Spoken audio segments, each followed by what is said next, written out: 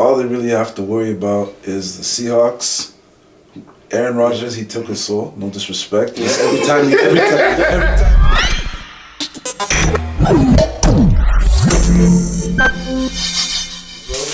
Now that AB signed with the Tampa Bay Buccaneers, does that make them the favorite to win the Super Bowl? Oh yeah. Yeah, man. I mean, I don't know they're the favorites because Kansas City's still the champs and they're still balling out. But you got to admit, the way they play football right now, you add another major weapon to that, they're on the roll. They're definitely on the roll. They definitely could go ahead and take their whole conference, the whole division, and represent against the Chiefs, right? But I don't think that they're about to be the new favorites myself, personally. They still got some answers that need to be figured out defensively, right? They have some injuries, but if they can manage to stay healthy, if Antonio Brown can manage to stay in line and check, because word on the street is he has a half a chance, right? Like, he can't get it wrong no way. Mm-hmm. The short leash on the short leash. Yeah, like, you can't even be late to a meeting, to an appointment. You can't be late to practice. You cut. So he needs to make sure he has his head on his shoulders and he's skimming smart, a long way. you know He's skimming a long way. But the way that he's currently showing that, like, he's so thankful to Tom Brady for reaching out and making this happen. Right? Remember, it was supposed to happen in Foxborough, fam. It was. It was supposed to happen. It was. But then it got derailed. Exactly. So, I definitely have my Baltimore Ravens still in the hunt. Kansas City to me is still you still got the crown unless you lose it. But the Buccaneers, they're a threat. A serious threat, man. What do you think, so?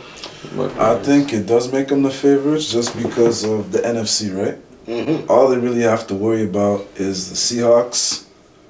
Aaron Rodgers, he took his soul. No disrespect. Yeah. Every time they face each other, you know what happens. I agree. You saw what happened. He loses. You saw what happened. Especially that last one, the guy was doing a dance. He was up 10-0. That's disrespect. They just dropped like 28 straight points on him. You know what I mean? Yeah, it was fun. You know what I mean? And then, who else is there?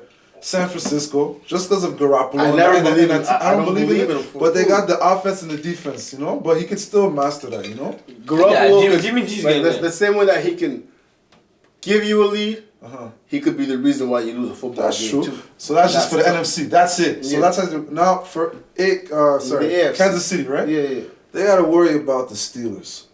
They got to worry about the Ravens. It's not an easy road for them. Like, for sure, they're a great team. But if you tell me back-to-back weeks you're facing each one of them, Tennessee, they can eat their food alive. But I believe them. Trust me, they can. What about Kansas City compared to Tampa Bay? It's not about that. It's about the journey to get there. Who's gonna be banged up? Tom Brady gets fresh in the city that he's in right now, Tampa Bay. You know Tom Brady gonna make history. You know what I mean? Yeah, facts. He gonna build that brand. Bill's gonna be mad. TB12. Tampa Bill, Bay, you mad? No, they're definitely a threat, but that could be interesting though. Since we're talking about Brady, Yeah. what does it do for Bill Belichick if Tom Brady wins the Super Bowl? Hurts his legacy. Absolutely. How? Extremely. Is he not a champion? He's still a champion, but the whole narrative of like who's the bigger like a cause of like getting the championships in Foxborough will die, and Tom Brady will without any debate win the argument. You know what I'm saying? I think it's pretty clear. It's like when Kobe told Shaq, I got my 5th ring on your head. I mean, it's just obvious. It's just that one thing that needs to happen, right? So right now things are kind of rough with Cam and the Pats with Bill, but right now Tom Brady's got the upper hand, you know. Yeah. It's actually twofold, man. Real talk, because for one, if you go out and you win with Tampa Bay on your first year there, that's big, right? Like that's big. That's not a joke. You flipped around the whole organization. 1 year, right? And not only that, Belichick before Tom Brady wasn't a winning coach. People don't seem to realize that.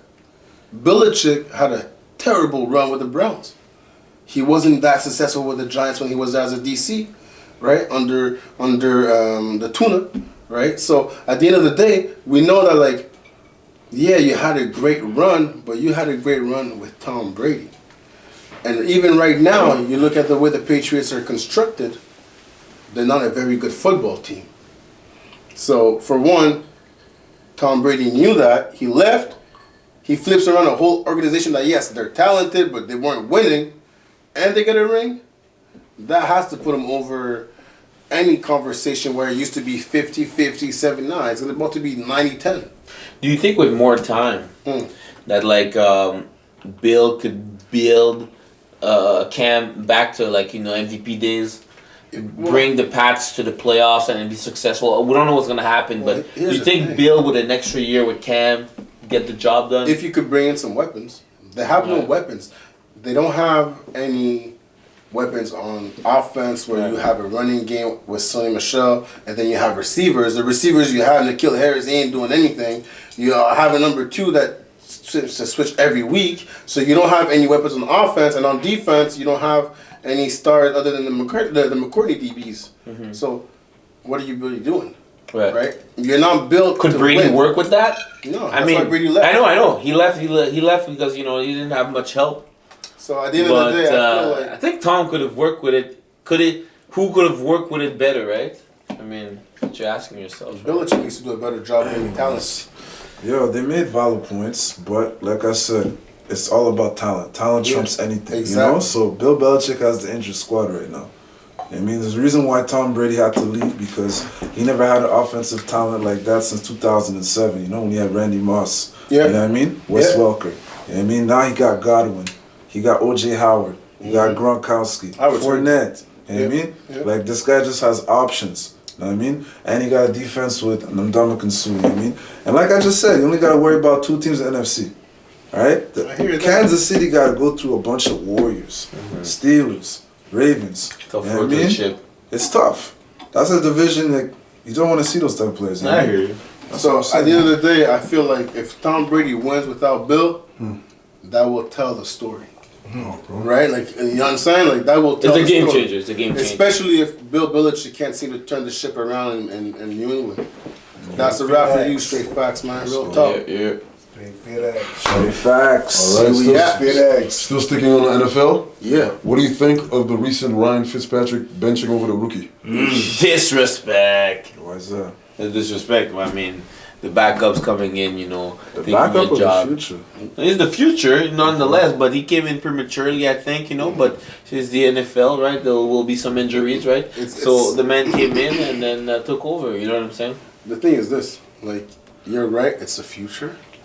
And it is the NFL where if you draft a first-round pick, if you draft a high top 3 first-round pick, you're going to want to go ahead and play that player, right? And not only that, but when you have some rookies doing great things, a la Justin Herbert, that kind of makes you want to see what your rookie could do. Where it's tough with Tua is this. The Dolphins were doing pretty good with Ryan Fitzpatrick. They are doing pretty good with Ryan Fitzpatrick as of right now. So yes, you put him in. He has a good little series. He showed you the accuracy. Like, this boy could place the football on the money. But maybe kind of rein it back, do the whole Patrick Mahomes approach where you let him sit a whole year behind a starting veteran player. But Fitzpatrick has to feel disrespected still. Of course. That's what it is. Fitzpatrick came out and he said that he was heartbroken. Well, which to me I think is a distraction. You always keep that within the locker room. But as you said though, if you're looking at Miami's perspective, you're saying, well, this is our future. We mortgaged our future on this kid. Let's go ahead and throw him in the rain of fire and see how he comes out. Because believe it or not, in the NFL, that recipe does work. We throw you out to the wolves. We'll see how you react. It builds your character. We see whether or not you stay level-headed. Can you compete? Can you adjust? And that tends out to sometimes build great careers, such as Peyton Manning. You know what I'm saying? So, right now you're calling the guy Peyton Manning? No, that's what I'm doing. Like, don't do that. Don't do that. Don't twist my words. So, what I'm telling you is this. You're trying to say he's going to be called Peyton Manning? No. What I'm saying, first of all, believe it or not, he has all of the weapons that he would need to be a Hall of Fame great in the future if he can stay healthy. That interjection. Go ahead, interject. His first matchup as he's starting. Who's he facing on the Los Angeles Rams? What's his name? Aaron Donald? Yeah. Hold up. You want to face this guy? You know this guy what he's gonna do to him. But that's that's what I'm saying. If the man survives, trust me, this guy's a problem.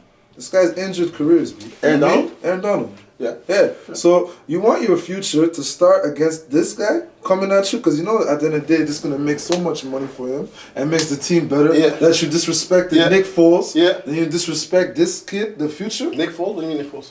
This Monday. Well, they disrespected him. Oh, yeah. I see. But disrespected. Here's my thing. Here's my thing. And it's a good way to see it. Myself, do I think the timing is right? I don't. I don't. But eventually, we all knew that Ryan Fitzpatrick was going to be giving away his starting position up the seat exactly. He was giving up the seat he knew. to Tua. Like we knew this. It was a transition. I think it's too early of a transition, especially against but that we team. knew that it was going to happen. Yeah. Now, it's one of those situations where you rip the Band-Aid off and you say, hey, the pain is gone. That's the worst that could have happened. We survived it. We move forward. Yeah. So, yeah, you're going to face a tough defense. Yeah. But if you can survive this, if you can give us even 21 points on the board on your first start, you got to be happy with your future, right? They haven't had a starting quarterback since Dan Marino. Since Dan Marino, Miami Dolphins have been in a quarterback carousel where they've been trying to figure out the future, right? I hear you. So let's take a look and let's see. Hey, straight fast for you, man. Reg, make sure to subscribe to the YouTube channel, Currency TV, and follow them on IG, Currency ENT. And I'm not a Raptors fan, so I don't know why this is here.